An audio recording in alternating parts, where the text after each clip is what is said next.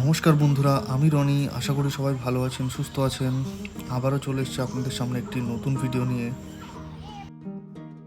আজ আপনাদের জন্য নিয়ে এসেছি গ্রাম বাংলার একটি খুবই পরিচিত পদ, চিংড়ি ও মাগুর মাছ দিয়ে ডুমুর। ডুমুরের এই পদটি অনেকে অনেক রকমভাবেই করে থাকেন। কেউ বা করেন শুধু চিংড়ি মাছ দিয়ে, অনেকে আবার আছেন শোল মাছ দিয়ে এই পদটি করে থাকেন।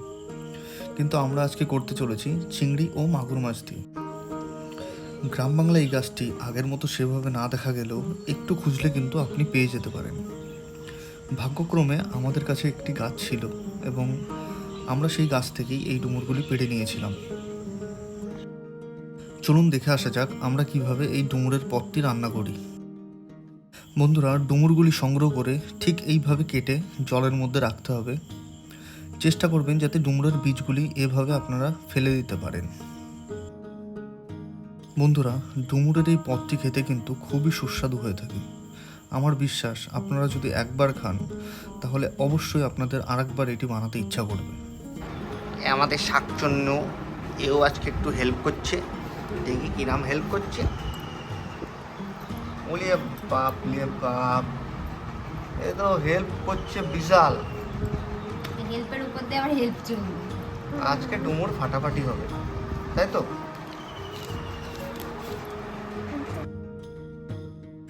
ডুমুরগুলি কাটা হয়ে গেলে 3-4 বার জল পরিবর্তন করে এগুলিকে পরিষ্কার করে নিতে হবে।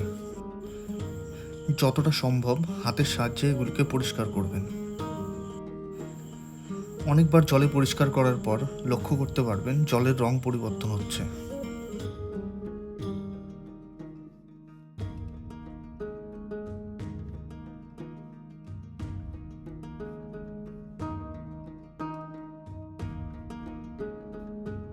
ডুমুরগুলি ভালোভাবে পরিষ্কার হয়ে গেলে আমরা আলাদা একটি কড়াইতে কিছুটা জল গরম করে তার মধ্যে সর্ষের তেল এবং লবণ মিশিয়ে নেব। এরপর আমরা আমাদের কেটে রাখা ডুমুরগুলিকে জলের মধ্যে দিয়ে 30 মিনিট মতো সেদ্ধ করে নেব।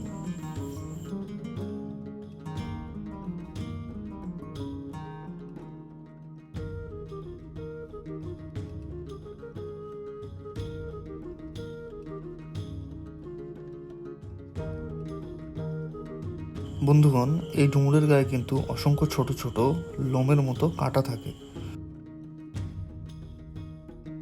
যাতে কাঁটাগুলি পরিষ্কার করা যায় তার জন্য এটিকে পুনরায় 3-4 বার জলের মধ্যে ভালো করে ঘষে পরিষ্কার করে নিতে হবে।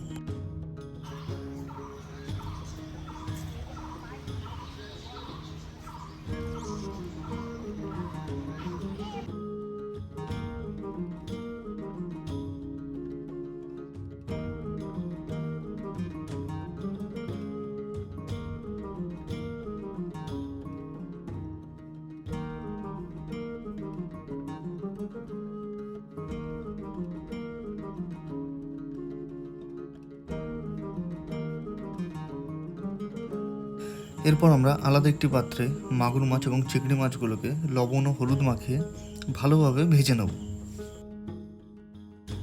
এই পদটিতে মূলত আমরা চিংড়ি মাছ দিয়ে রান্না করে থাকি, কিন্তু আপনারা হয়তো অনেকে দেখে বলতে পারেন যে মাগুর মাছটা আমরা কেন দিলাম। বন্ধুরা, আপনারা এই ডুমুরের পদটিতে যে কোনো জ্যান্ত মাছই ব্যবহার করতে পারেন।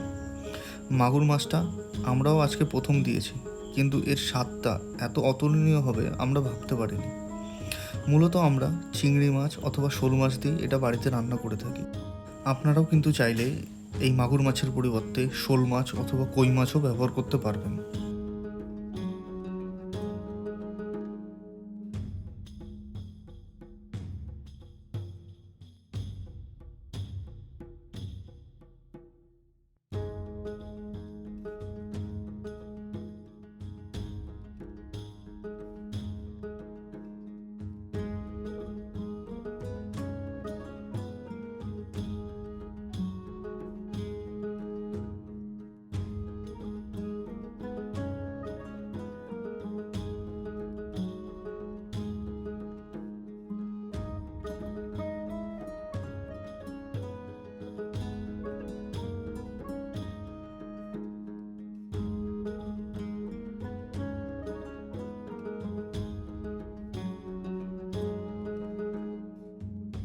ফোড়ন হয়ে গেলে এর মধ্যে আমরা দিয়ে দেবো কেটে রাখা পেঁয়াজ এবং কাঁচামরিচ।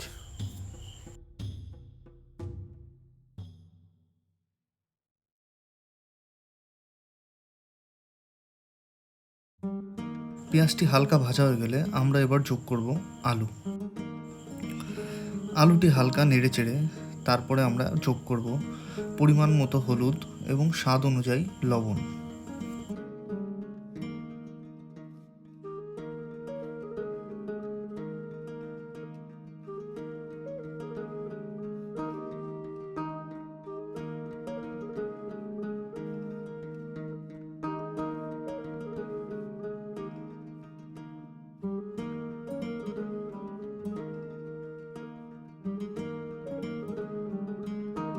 আলুগুলি হালকা ভাজা হয়ে গেলে আমরা এর মধ্যে যোগ করব আমাদের সেদ্ধ করে রাখা ডুমুর।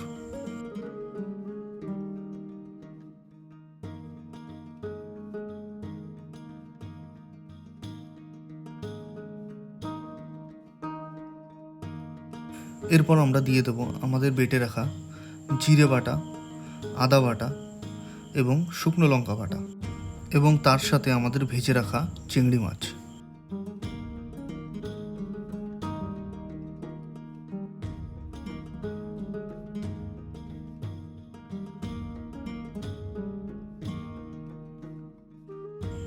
সমস্ত মশলাগুলি ভালোভাবে কষানো হয়ে গেলে আমরা এর মধ্যে যোগ করব প্রয়োজন অনুযায়ী জল।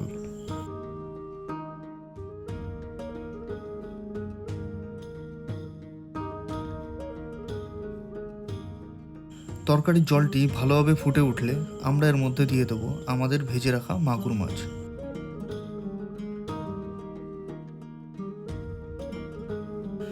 এবার মাছগুলি হালকা ভালোভাবে তরকারির মধ্যে নেড়ে আমরা এটিকে ঢাকা দিয়ে রেখে দেবো। 10 মিনিট তরকারিটি এভাবে ঢাকা দিয়ে রান্না করার পর আমরা দিয়ে দেবো কিছুটা চিনি। এরপর বন্ধুরা আমরা একটা ছোট্ট ট্রিক্স ব্যবহার করব। আমরা একটি পাত্রে আলাদা ময়দা গুলিয়ে সেই ময়দার গোলাটা এই তরকারির মধ্যে দিয়ে দেবো।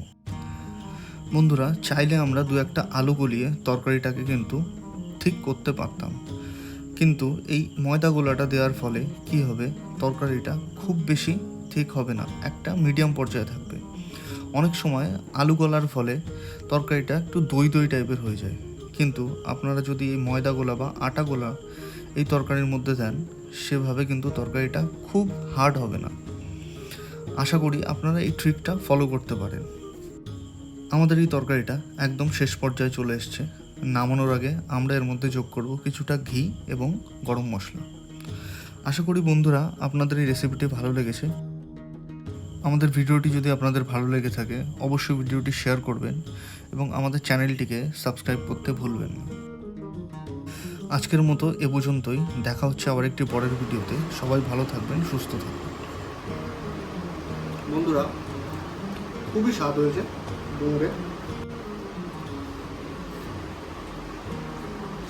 চিংড়ি মাছ এবং মাগুর মাছের যে ফ্লেভারটা পুরোপুরি সুন্দর হয়েছে, আর তেল নুন ঝাল সব একদম পারফেক্ট।